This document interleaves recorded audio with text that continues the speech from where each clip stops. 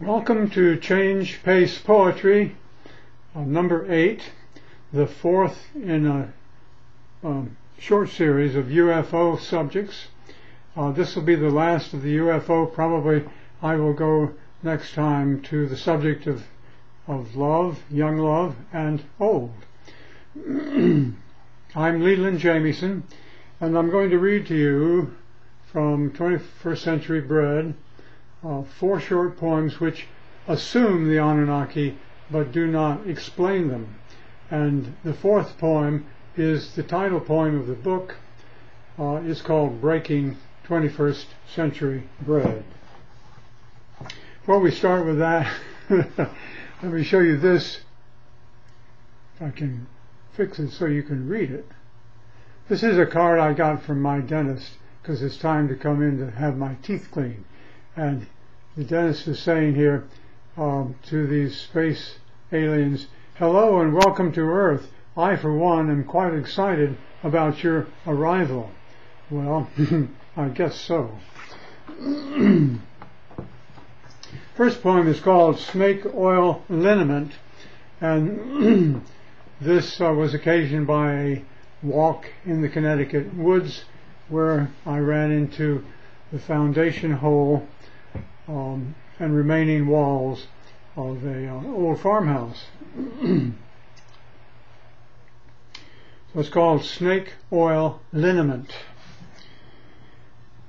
I drop my yellow knapsack at my feet, sit down upon a cellar hole's stone wall, and muse on stone-stringed forest where stood wheat and barley, oats, potatoes, corn, and all its owners grew until the soil gave out, till they moved west with all that they could haul. I lift my knees, swinging my legs about, and dangle them down in the cellar hole. There, if I dug in moldy leaves, no doubt each jigsaw piece would fit up to this hole. A pale green bottled snake oil liniment, one rubbed on aching muscles to cajole more sleep at night, more work when day unbent to batter ribs twixt handles of the plow. No way could deity have had intent.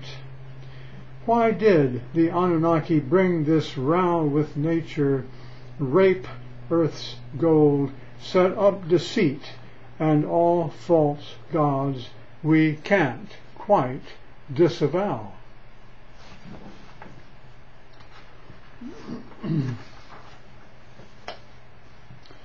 This second poem is called Red-Eyed Slaves. It's a meditation in part on Zachariah Sitchin's Earth Chronicles, in part on Genesis chapter 1:26, and on Gene Leidhoff's book The Continuum Concept, a fascinating book about an Indian tribe who live at peace because of the way the children are reared. Here we go with Red-Eyed Slaves. New converts mind their P's and Q's until they move to proselytize and disabuse freethinkers' views. But seldom can they answer whys. We grant the refuge faiths provide, the rage and tears of lost mankind, but ask, why lost? And why red-eyed? Why does such pain fill heart and mind? We are by Anunnaki cursed. Was they disrupted our descent from peaceful hominids that nursed their young in arms to heart's content? It's odd we praise those gods of old who made us slaves to sex and gold.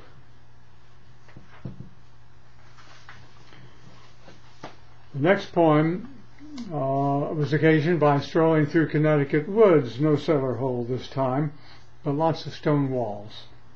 It's called No Need to it's called Not Need Iron Filings Art. He scratched through leaves, grasped up a fist of humus, squeezed it, let it drop. 100 years of leaves, sun-kissed. 300, these walls bound a crop. 20-some thousand years tick-tock, a glacier here dropped off these stones.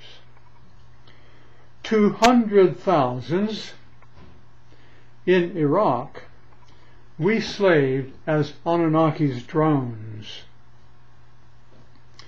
These measures, all exterior, are barely the blink of an eye of life far more interior, which lures our interest. By and by, we'll not need iron filing's art to see our 0-point field's art. I might have explained the 0-point field's art a little earlier. It's a theory in physics that a cubic yard of energy in the 0-point field would be enough to make all the world's oceans boil. An interesting story developed by, if I can find the reference here,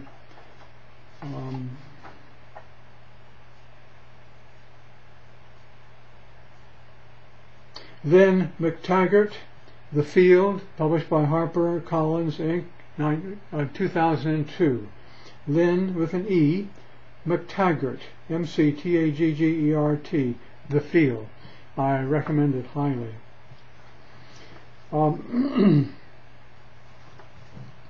Next poem is the title poem to this book, 21st Century Bread, and the poem is called Breaking 21st Century Bread. It's in the form of a table grace. I think you will recognize familiar elements in it. O wondrously divine intelligence, creator of our Anunnaki sires, of Abraham, Mohammed, Jesus, whence with Eastern mystics each of us respires.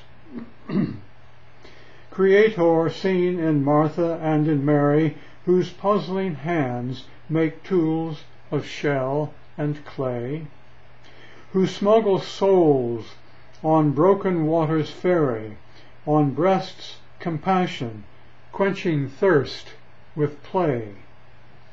We thank you for these gifts of bread and drink. How better share them? How view all as kin with empathy? How step back from the brink of judging specks, our planks denied within? How let go cherished angers, grow through Zen, expressing you in all we do. Amen. Well, as I said, next time I think I'm going to develop a number of readings based on the subject of young love and old love as well, not to overlook middle love. If you want to get further into the Anunnaki Iraq poems, go to my poetry site, jamiesonspoetry.com. Go to the Anunnaki Iraq page. And if you're wanting to learn to rhyme poetry without a lot of sweat and despair, then I suggest you check into the page You Rhyme It. And whichever your preference, I hope you enjoy yourselves. Thank you for joining me. Hope to see you next time.